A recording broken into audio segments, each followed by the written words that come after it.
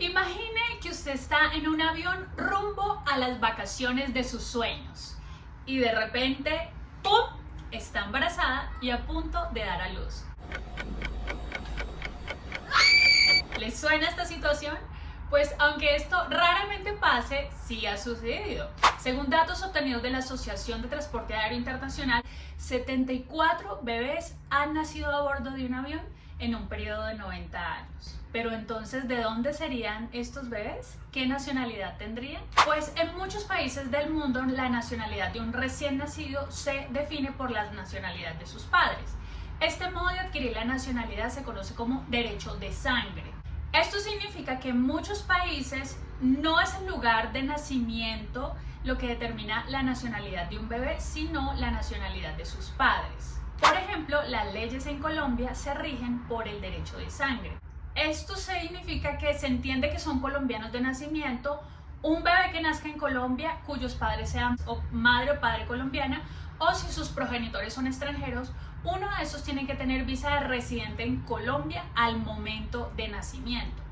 Es decir, que en este último caso, el bebé que nazca en Colombia de padres extranjeros indocumentados no sería colombiano.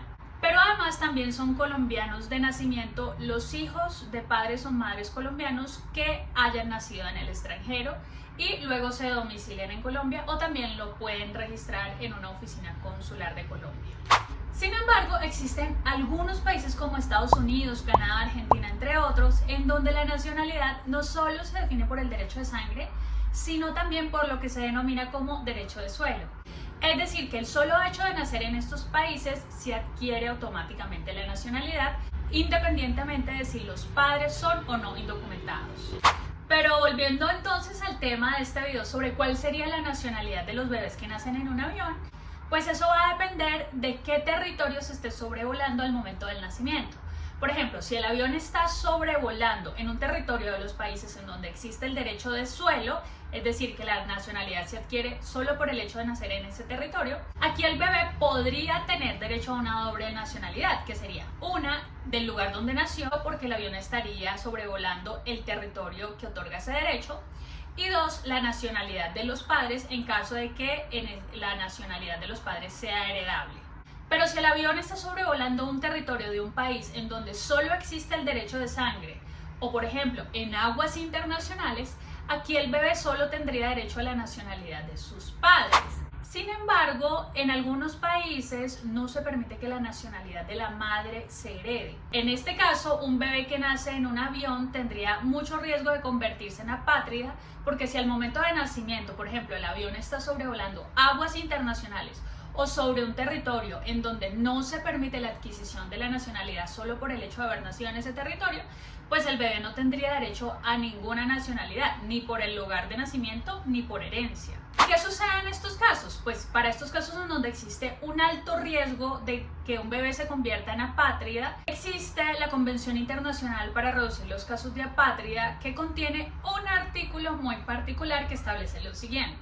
Dice que para efectos de evitar la apatridia, el nacimiento a bordo de un buque o de una aeronave se considerará, según sea el caso, como ocurrido en el territorio del Estado cuyo pabellón enarbole el buque o en el territorio del Estado en que esté matriculada la aeronave. Los estados que han firmado esta convención se supone que tienen la obligación de otorgar la nacionalidad a los menores que, por cualquiera que sean las causas, estén en riesgo de convertirse en apátridas. Aunque los casos de nacimiento en aviones son rarísimos, y la concurrencia de las dos condiciones, es decir, del nacimiento de un bebé en avión en riesgo de convertirse en apátrida, todavía es mucho más raro.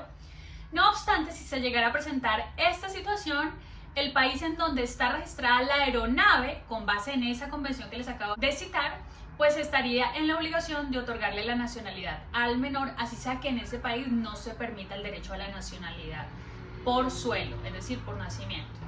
Entonces, es la reglamentación de cada país la que define o determina la nacionalidad de un bebé, así nazca en un avión, ya sea que se esté sobrevolando en aguas internacionales o sobre cualquier territorio.